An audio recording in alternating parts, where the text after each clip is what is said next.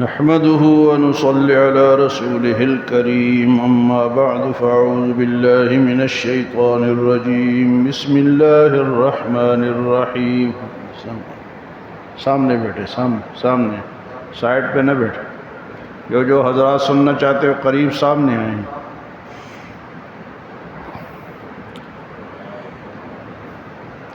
إن أنت إلا نذير إنا أرسلناك بالحق بشيرا ونذيرا وإن من أمة إلا خلا فيها نذير وإن يكذبوك فقد كذب الذين من قبلهم جاءتهم رسلهم بالبينات وبالزبر وبالكتاب المنير ثم أخذت الذين كفروا فكيف كان نكير۔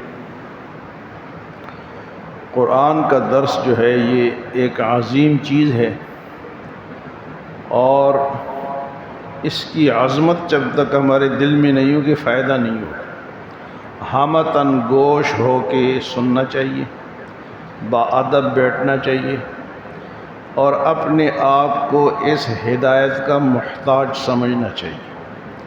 اگر ہم اپنے آپ کو اس کا محتاج سمجھیں گے تو اللہ ہمارے دل میں بٹھائے گا، اور اگر ہم لاپرواہ ہو کر بیٹھیں گے تو قرآن خود لاپرواہ ہے، وہ لاپرواہ ہستی کا کلام ہے۔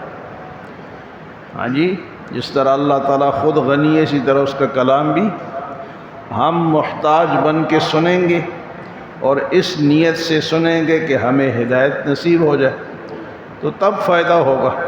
یہ تو ایک کان سے ڈال کے دوسرے سے نکالنے اس کا فائدہ نہیں۔ تو اس لیے درس کا ایک خاص طریقہ ہے۔ لوگ اکثر مسجدوں میں تو آگے قرآن رکھ کے بیٹھتے ہیں، ترجمہ سیکھتے ہیں۔ انہوں نے بھی قرآن، جو سننے والے انہوں نے بھی قرآن لیے ہوتے ہیں تاکہ ان کو بھی قرآن کی کچھ سمجھ آئے، ترجمے کی سمجھ آئے۔ بہرحال کل کے درس میں کئی باتیں ہمارے سامنے آئی۔ فرمایا وما یستوی الاعمی والبصیر، اندھا اور بینا برابر نہیں ہے۔ ولا الظلمات ولا النور، نہ اندھیرا اور نہ روشنی برابر ہے۔ ولا الظل ولا الحرور، اور نہ سایہ اور نہ گرمی دھوپ جو ہے وہ برابر ہے۔ وما یستوی الاحیاء ولا الاموات، اور اس طرح مردہ اور زندہ بھی برابر نہیں ہے۔ مردہ جو ہے وہ کافر ہے اور زندہ مسلمان ہے، یہ مثالیں اللہ نے دی۔ اور جو اللہ کا ذکر کرتے ہیں، نماز پڑھتے ہیں، سبحان اللہ کہتے ہیں، الحمد، وہ زندہ ہے، اور جو ذکر نہیں کرتے وہ مردہ ہے۔ فرمایا کہ وما یستوی الاحیاء ولا الاموات، اور اللہ جسے چاہتا ہے ان کو سناتے، ان کے دل میں ڈالتا ہے۔ ان اللہ یسمع من یشاء وما انت بمسمع من فی القبور، اور جو قبروں کے اندر ہے ان کو تو آپ نہیں سنا سکتے۔ کسی قبر کے پاس کھڑے ہو کے آپ تقریر کریں 1 گھنٹہ، اس کو پتہ چلے گا؟ کوئی پتہ نہیں چلے گا اس کو۔ تو یہ دنیا ہے کہ اس میں پتہ چلتا ہے، بندہ سنتا ہے اور اس پہ عمل کرنے کی کوشش کرتا ہے۔ مردوں کو پھر نہیں سنا سکتے۔ آج کے درس میں حضور صلی اللہ علیہ وسلم کے لیے تسلی یہ ہے کہ آپ نے اللہ کے پیغام کو لوگوں تک پہنچانا ہے، اور آپ نے پریشان نہیں ہونا، نہیں مانتے تو نہ مانیں۔ ان انت الا نذیر، آپ نہیں ہیں مگر ڈرانے والے ہیں، ڈر سنانے والے ہیں۔ بشیرا و نذیرا، نیک کام کرنے کی خوشخبری، جنت سنانی ہے، اور اگر برا کام کرتے ہیں تو ان کو ڈر سنانا ہے کہ بھئی تمہارا انجام برا ہوگا۔ ان انت الا نذیر، آپ ڈر سنانے والے ہیں۔ انا ارسلناک بالحق بشیرا و نذیرا، بے شک ہم نے آپ کو حق کے ساتھ خوشخبری سنانے والا اور ڈر سنانے والا بنا کر بھیجا ہے۔ آپ یہ سناتے جائیں، آپ کا کام ہے پیغام پہنچانا۔ تو مبلغ کا کام کیا ہوتا ہے جی؟ پیغام پہنچانا۔ دل میں اللہ ڈالے گا، دل میں کون ڈالے گا؟ اللہ ڈالے گا۔ ان انت الا نذیر انا ارسلناک بالحق بشیرا ونذیرا، بے شک ہم نے آپ کو حق کے ساتھ خوشخبری سنانے والا اور ڈر سنانے والا بنا کر بھیجا ہے۔ وَإِن مِّنْ أُمَّةٍ إِلَّا خَلَا فِيهَا نَذِيرٌ، اور جو بھی امت اس دنیا میں آئی ہے اس میں ڈر سنانے والا آیا ہے۔ ہر امت میں اللہ نے پیغمبر بھیجا ہے، اور آخری پیغمبر جناب محمد الرسول اللہ صلی اللہ علیہ وسلم کو بنا کر بھیجا ہے۔ 1400 یا 1450 سال ہو گئے ہیں، آپ ہی کا دین چل رہا ہے، اور آگے بھی آپ ہی کا دین۔ یہ جو درمیان میں پدکتے ہیں نا، جس طرح کے یہ مرزائی ہیں، ایک نیا نبی نکالا ہے، اور بھی لوگ ہیں، لیکن جب اللہ دل پہ پردے ڈالتا ہے تو اس کو بھی لوگ نبی مانتے ہیں، جس کو اللہ نے بھیجا ہی نہیں ہے اس کو بھی ان لوگوں کے دلوں میں کیا ہے جی؟ پردے ہیں۔ بیچارے کھاتے پیتے ہمارے طرح ہی، ہماری طرف دماغ ہے، ہماری طرف سوچ ہے، لیکن ایک اور نبی کو مانتا ہے جس کو اللہ نے نبی بنایا ہی نہیں۔ تو اللہ پاک فرماتے ہیں ان انت الا نذیر انا ارسلناک بالحق بشیرا ونذیرا وان من امۃ الا خلا فیہا نذیر، اور ہر امت میں اللہ پاک نے ڈر سنانے والے بھیجے ہیں۔ وَإِن يُكَذِّبُوكَ، اور اگر آپ کو یہ جھٹلائیں، آپ کو نہ مانیں، جس طرح کے کفار مکہ نے نہیں مانا۔ وَإِن يُكَذِّبُوكَ، اور اگر آپ کو یہ جھٹلاتے ہیں، فَقَدْ كَذَّبَ الَّذِينَ مِن قَبْلِهِمْ، تو آپ سے پہلے بھی نبیوں کو جھٹلایا گیا۔ فرعون نے جھٹلایا، قوم سمود نے، قوم عاد نے، قوم لوط نے، انہوں نے بھی تو جھٹلایا۔ تو آپ گھبرائیں نہیں، آپ تسلی رکھیں کہ صرف آپ یہ سمجھیں کہ مجھے جھٹلا رہے، نہیں، اس سے پہلے بھی انہوں نے جھٹلایا اور انجام ان کا برا ہوا۔ فرمایا کہ فَقَدْ كَذَّبَ الَّذِينَ مِن قَبْلِهِمْ جَاءَتْهُمْ رُسُلُهُمْ بِالْبَيِّنَاتِ، آئے ان کے پاس اللہ کے رسول کھلی نشانیاں لے کر، کتابیں لے کر، وحی لے کر، عجیب معجزات لے کر آئے۔ جاءتہم رسلہم بالبینات وبالزبر، اور مختلف صحیفے لے کر آئے۔ تو 4 بڑی کتابیں ہیں نا، قرآن، تورات، زبور، انجیل، اور 100 کے قریب اللہ نے نبیوں پہ صحیفے بھی بھیجے، صحف ابراہیم و موسیٰ۔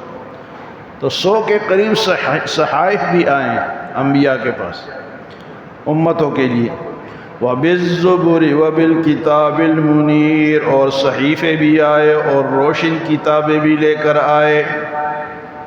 تو آپ کو بھی یہ جھٹلاتے ہیں تو آپ نے پرواہ نہیں کرنی، آپ نے تو آج بھی اگر کوئی عالم ہے، مبلغ ہے، تبلیغ کرنے والا ہے، وہ تبلیغ کرتا ہے اور اگلے مذاق اڑاتے ہیں یا نہیں مانتے، ایسے ایسے لوگ ہیں نا جی کہ یہ مسلمانوں کو تبلیغ کر رہے ہیں، اور یہ مسلمانوں کو نہ کرے تو کس کو کرے؟ ایک مسلمان ہے اور ایک ہندو ہے یا عیسائی ہے یا سکھ ہے، دونوں ایک دکان پہ کام کرتے ہیں، وہ سکھ بھی ملاوٹ کر رہے اور یہ مسلمان بھی کر رہے، تو دونوں کو تبلیغ کی ضرورت ہے نہیں ہے؟ یا ہم کہتے ہیں کہ اس نے کلمہ پڑھا اس کو چھوڑ دو، یہ ملاوٹ کرے، یہ جھوٹ بولے، یہ دھوکہ دے، تو اس کو تبلیغ کی ضرورت نہیں ہے۔ بھئی پہلے یہ ٹھیک ہوگا، بلکہ کافروں کے ایمان لانے کے راستے میں ہم لوگ رکاوٹ ہیں۔ کافروں کے ایمان لانے کے راستے میں کہ یہ مسلمان اس سے تو ہم بہتر ہیں۔ اس طرح آج کل آپ دیکھتے ہیں کہ انگریز میں ملکوں میں اچھی چیزیں بنتی ہیں، ملاوٹ نہیں ہوتی، جھوٹ نہیں بولتے، دھوکہ نہیں دیتے، تو کام تو ہم سے وہ اچھا کر رہے ہیں۔ تو لوگ کہتے ہیں جی بھئی مسلمانوں کو تبلیغ کر رہے ہیں۔ یار پہلے یہ مسلمان ہوں گے، سچے مسلمان ہوں گے، تو سچے مسلمان ہوں گے تو وہ دیکھ کر مسلمان ہو جائیں گے، یار یہ اسلام ہے، یہ مسلمان ہے، اور ہو بھی رہے ہیں۔ کل میں نے خبر پڑھی ہے کہ آسٹریلیا کا کوئی 80 سالہ پادری مسلمان ہو گیا، 80 سال وہ عیسائیت کی تبلیغ کرتا رہا، اب اللہ نے اس کو ہدایت دے دی۔ فرمایا کتابیں آئیں، پیغمبر آئے، صحائف آئے، لیکن کیا کیا؟ لوگوں نے ان کو جھٹلایا۔ تو آپ نے گھبرانا نہیں، آپ نے تبلیغ جاری رکھنی۔ جاءتهم رسلهم بالبينات وبالزبر وبالكتاب المنير ثم أخذت الذين كفروا، پھر ہم نے کافروں کو پکڑا۔ ثم أخذت الذين كفروا فكيف كان نكير، بس ہماری پکڑ کیسی تھی؟ اللہ فرماتے کہ ہماری پکڑ سنی ہوگی تم نے، قصے کہانیاں پرانی سنی ہیں۔ تو ہر مسلمان نے اپنے آپ کو ٹھیک کرنا ہے، گناہوں سے بچنا ہے، جھوٹ سے بچنا ہے، دھوکے سے بچنا ہے۔ تبلیغ پہلے ہمیں ضرورت ہے، تب اس لیے ضرورت ہے کہ ہم ان سے زیادہ کلمہ تو پڑھتے ہیں، یہ تو اللہ نے ہمیں ایک نعمت دی ہے، لیکن کلمے کے ساتھ ساتھ سچائی کو بھی اختیار کر، شکل صورت ہی مسلمانوں والی بنانی ہے۔ دور سے پتہ چلے کون آ رہا ہے، یہ حضور کا غلام ہے۔ دو بندے آ رہے ہیں کہ دونوں جناب سوٹڈ بوٹڈ ہے، دونوں کلین شیو ہیں، اور ایک کافر ہے ایک مسلمان، تو ان میں کیا فرق ہے؟ بھئی شکل صورت بھی ہونی چاہیے، ہمارے رہن سہن بھی مسلمانوں والا ہونا چاہیے، شادی بیاہ بھی مسلمانوں والے ہیں۔ یہ دیکھتے ہیں آپ، یہ جب شادیاں ہوتی کیا ہوتا ہے، کیا کرتے ہیں، ہزاروں لاکھوں روپے اڑاتے ہیں، بعد میں بیٹھ کے روتے ہیں جی وہ لڑکی اور لڑکے میں بن نہ سکی۔ وہ بنے گی، جو تم نے حرکات کی اللہ کو ناراض کیا، اب بنے گی کہ اب بگڑے گی؟ قرضہ الگ لگایا اور جناب خرافات الگ کی، اور بعد میں کہتے جی اب ان میں نہیں بنے گی جب تک شریعت پہ نہیں ہے۔ ہاں شادی میں صرف ایک ولیمہ سنت ہے، اور وہ بھی حیثیت کے مطابق۔ یہ باقی خرافات کو چھوڑو، آسانیاں پیدا کرو۔ یہ رسم ہو رہی ہے جی، یہ چیزیں جا رہی ہیں، جو ادھر سے یہ چیزیں آ رہی ہیں جی، حتیٰ کہ یہ جو پیسے دیں نا یہ بھی جائز نہیں ہے، یہ جو ہم پیسے لفافوں میں ڈال کے دیتے ہیں نا یہ بھی جائز نہیں ہے۔ یہ تو ادار ہے، یہ ہم نے دے دیے تو اس شخص پر ہمارا ادار ہے، جب تک وہ واپس نہیں کرے گا وہ گناہ گار ہوگا۔ اب پتہ ہے کہ وہ ہمیں واپس کرے گا، یا ہم مر جائیں یا وہ مر جائے۔ یہ پیسے اس صورت میں آپ دے سکتے ہیں کہ واپسی کی امید نہ رکھیں، بس دے دیں، اللہ کے لیے دے دیں، تعاون کر کے کہ بھئی ہمارا رشتہ دار ہے، ہمارا دوست ہے، یہ میری طرف سے تعاون ہے۔ تو پھر آپ اپنے حیثیت کے مطابق دیں گے، اور اگر اس طرح نہیں تو آپ 2000 دیں گے تو 3000 کی آپ امید لگا کے بیٹھیں گے، 5000 دیں گے تو 6000 کی امید۔ یہ ادار ہے میرے بھائیوں، یہ پیسے ادار ہیں۔ اگر ادار باقی چیزیں تو معاف ہو جاتی ہیں، لیکن دوسرے کا حق معاف ہو تو ہر جگہ رسمیں ہیں۔ قبرستان جاؤ تو ادھر رسمیں ہیں، کوئی لوگ اذانیں دیتے ہیں، کوئی ہم کہتے ہیں جی جنازہ پڑھ کے ہم کہتے ہیں جنازہ اٹھاؤ، کہتے ہیں جی مولوی صاحب دعا کرو۔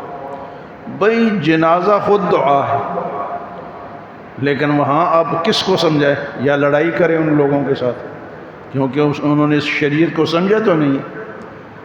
بھئی جنازہ ہو کے اٹھاؤ، اب جناب جا کے دفناؤ، وہاں دعا کرنا سنت، اس کو ثواب ڈبل کماؤ۔ وہاں جاؤ نا، وہاں سے تو باپ جاتے ہیں سارے، اور جناب یہاں ہر ایک دکھاتا ہے، اپنے منہ دکھاتا ہے، یا جنازے کے ساتھ جاتے بھی ہم منہ دکھائی کے لیے، جبکہ یہ مسلمان کا دوسرے مسلمان پر کیا ہے؟ حق ہے کہ وہ مسلمان فوت ہو جائے، کوئی بھی ہو، اینی ون، ہمارے محلے دار ہو دوسرا ہو، ہمیں پتہ چل جائے ہمیں جنازے کے ساتھ جانا چاہیے۔ ہاں اگر ٹائم نہیں ہے، کوئی مجبوری ہے تو نہ جائیں، لیکن اس نیت سے جائیں کہ یہ مسلمان کا میرے اوپر منہ دکھائی کے لیے نہ جائیں۔ تو بے شمار باتیں اللہ پاک فرماتے ہیں ثم اخذت الذین کفروا، پھر ہم نے کافروں کو پکڑا۔ ہاں جی، دیر گیرد، سخت گیرد، مرد تو رہا، وہ دیر سے پکڑتا ہے، لیکن جب وہ پکڑتا ہے تو پھر بندہ چھوٹ نہیں سکتا۔ دیر گیرد، دیر سے پکڑتا ہے، سخت گیرد، مرد تو رہا، تجھے پھر سخت تیری پکڑ ہوگی۔ تو چھوڑو میرے بھائیو، آسانیاں پیدا کرو، شادیوں میں آسانیاں، فوتگی میں آسانیاں، اسلام آسان ہے۔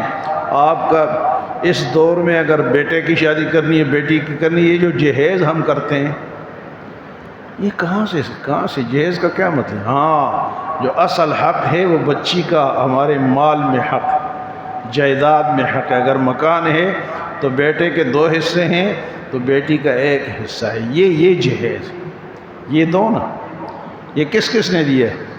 یہ دو، حق دو۔ لوگ کہتے جی وہ اس نے معاف کر دیا، بیچاری خود ہی معاف کرے گی کہ دوسرے دن وہ گھر نہیں بڑھنے دے گا، بیچاری معاف ہی کر دی۔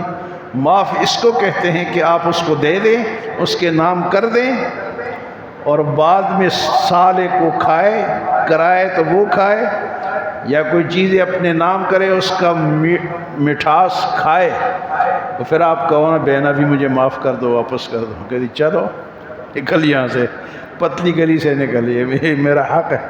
تو جہیز یہ دو، یہ جو باقی جہیز ہے نا، اور پھر نوجوانوں کو چاہیے جو جس کی شادی ہے وہ یہ کہے کہ میں نے اپنے بیڈ پہ سونا ہے۔